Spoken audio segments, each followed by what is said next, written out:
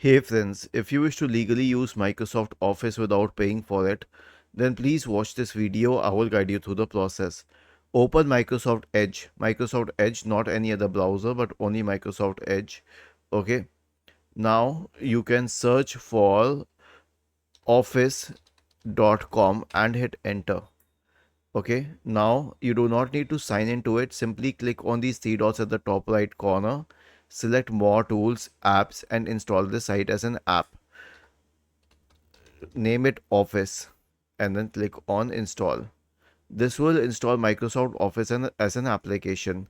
Now all you need to do is search for Office and then you can use this application anytime. So is this similar to Microsoft Office on a computer? Absolutely not.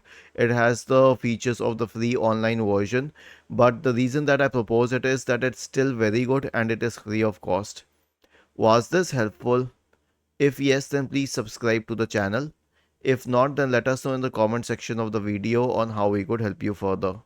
Thank you for watching this video and have a nice day.